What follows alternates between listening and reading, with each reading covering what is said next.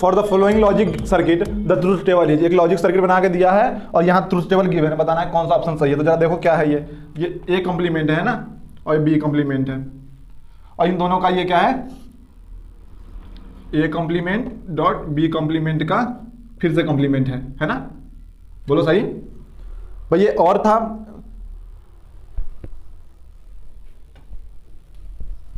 कोई ना आगे काट देना।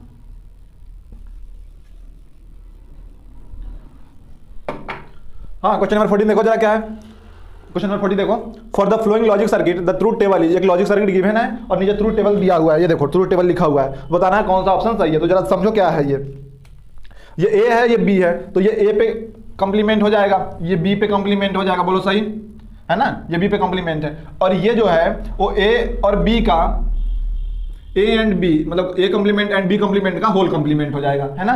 तो इसका मतलब वाई जो निकल के आया वो y equal to A complement dot B complement का होल कॉम्प्लीमेंट। तो इसको हम ऐसे भी लिख सकते हैं, ए पे डबल कॉम्प्लीमेंट प्लस बी पे डबल कॉम्प्लीमेंट, बोलो सही।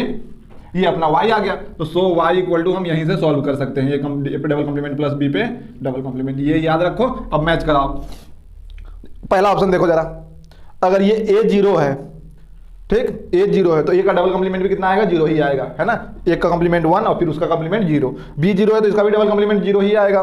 तो इन दोनों का अगर वो सम करें देखो तो भी कितना आ रहा है, 0 ही आ रहा है। पहला तो मैच हुआ। दूसरा देखो, अगर ए जीरो है तो इसका डबल कॉम्प्लीमेंट कितना आएगा, 0 ही आएगा। बी 1 है तो इसका डबल कॉम्प्लीमेंट कितना आएगा, 1 ही आएगा, सेम ही रहता है ना, 1। अब इन दोनों को ऐड करोगे तो कितना होगा, 0 + 1 1 देगा, ठीक, ये मैच हुआ। ये देखो 1, इसका भी डबल कॉम्प्लीमेंट सेम ही 1 ही रहेगा, 0 है तो इसका भी डबल कॉम्प्लीमेंट 0 ही रहेगा।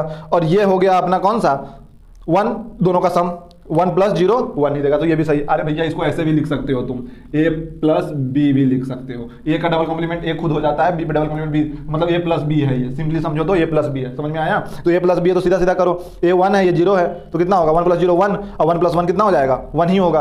अब समझ में आया ना, ये डबल कॉम्प्लीमेंट छोड़ो, तुम यहाँ समझो कि a का डबल कॉम्प्लीमेंट a ही होता है, b का डबल कॉम्प्लीमेंट b ही होता है, समझ में आया। इस कारण से अब सीधा a + b = देखते जाओ, a 0 b 0 तो y भी 0, a 0 b 1 तो y 1, a 1 b 0 तो y भी कितना 1 हो जाएगा, ये 1 + 1 तो ये 1 हो जाएगा। पहला ऑप्शन सही है, बोलो सही, बाकी का चेक करने की जरूरत ही नहीं है, एक ही ऑप्शन सही होता है, 1 सही है, समझ में आया।